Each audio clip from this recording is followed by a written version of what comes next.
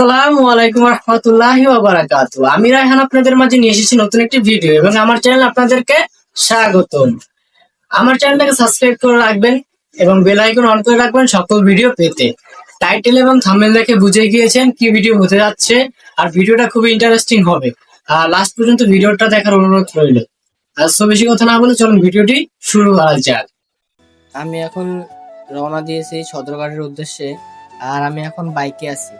আমার বাসা মোহাম্মদপুর, তাই আমি চাইলে যেতে পারতাম বেড়িবাঁধ রোড দিয়ে বাবুবাজার ব্রিজ পর্যন্ত, তারপর ওখান থেকে রিক্সায় করে সদরঘাটে যেতে পারতাম।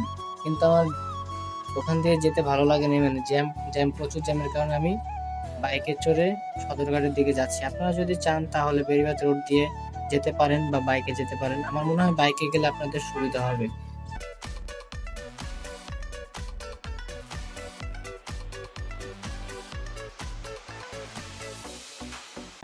সদরঘাটে আসলাম আর এখানে বাইকে নামলাম। বাইক থেকে নামার পরে এখন আমরা সদরঘাট টার্মিনাল ভিতরে যাব। চলেন যাওয়া যাক।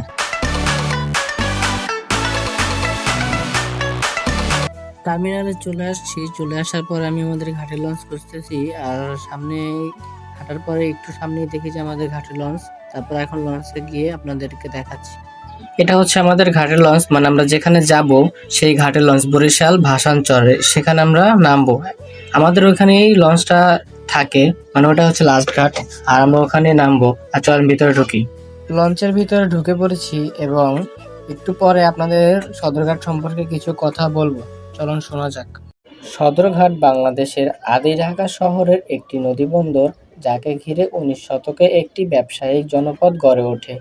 এই নদীবন্দরটি বুড়িগঙ্গা নদীর তীরে অবস্থিত।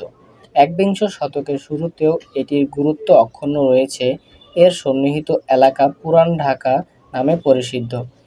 এর অতি নিকটে রয়েছে পুস্তক প্রকাশনার ঘাঁটি বাংলা বাজার, জগন্নাথ বিশ্ববিদ্যালয়, বলধা গার্ডেন এবং আহসান মঞ্জিল, এবং সর্বোপরি বিভিন্ন নদী পরিবাহিত পণ্য, বিশেষ করে মাছ ও ফলের সুবিশাল সব আড়ত। সারা দেশ, বিশেষ করে দক্ষিণাঞ্চলের সঙ্গে ঢাকা শহরের নদীকেন্দ্রিক যোগাযোগ ব্যবস্থার পরিকেন্দ্র এই সদরঘাট।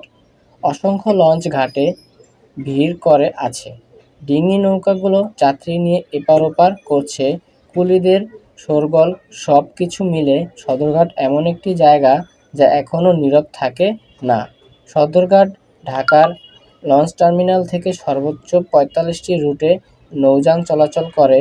এই নদীবন্দর থেকে বাংলাদেশের দক্ষিণাঞ্চলের এলাকাগুলো যেমন পটুয়াখালী, বরগুনা, ভোলা, ঝালকাঠি, মাদারীপুর, চাঁদপুর, খুলনা, হাতিয়া, বাগেরহাট প্রভৃতি গন্তব্যে লঞ্চ ও স্টিমার ছেড়ে যায়। বুড়িগঙ্গা নদীর উপরে অবস্থিত বাবুবাজার সেতু। এই সেতু থেকে সদরঘাটের দৃশ্য সুন্দরভাবে উপভোগ করা যায়। এখানে ১,৫০০-এর বেশি লঞ্চ আছে। আমি এখন সদরঘাটে লঞ্চে আছি। আর আমার বাসা থেকে আসতে সময় লাগছে ৪০ মিনিট। রাস্তায় প্রচুর জ্যাম ছিল, তার কারণে একটু সময় বেশি লাগছে। আর হচ্ছে গিয়ে এখন আমি এখান থেকে যাবো বরিশাল। আর আপনাদের এই ভিডিওতে বরিশালের সকল তথ্য জানিয়ে দিই। আর চলুন সামনের ভিডিওটি দেখা। হ্যালো, আসসালামু আলাইকুম। আমরা চলে এসেছি বরিশাল। এখন আপনারা দেখতে পাচ্ছেন আমি লঞ্চের ছাদে আছি, আর আপনাদেরকে শুভ সকাল। আর আমার ভিডিওটা ভালোভাবে উপভোগ করবেন। আর ভিডিওতে ভুল ত্রুটি থাকবে, আমি নতুন ব্লগ করতেছি, তার জন্য আপনারা সহজেই দেখবেন। আর বরিশাল নিয়ে কিছু কথা হবে সিনেমেটিক ভিডিওর পরে, যেটা আপনারা দেখবেন।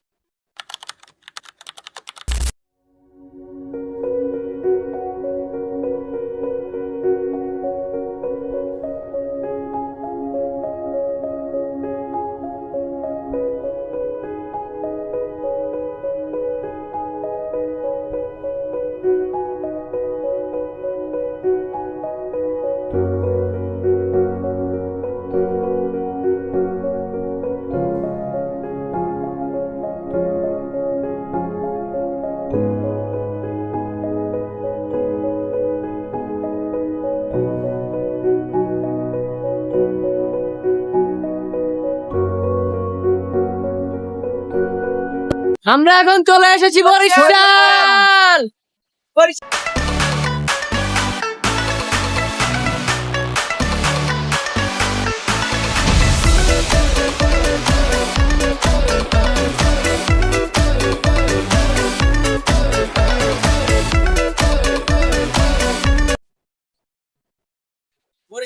বাংলাদেশ শস্য ভান্ডার নামে পরিচিত।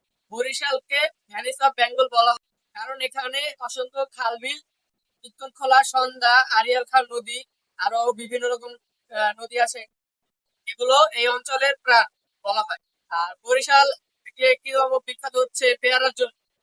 বরিশাল পেয়ারার জন্য বরিশাল স্বরূপকাঠিতে ভাসমান পেয়ারা বাগান আছে, যা এই দেশের জন্য অন্যতম একটি আকর্ষণীয় জায়গা আর এবং বিখ্যাত।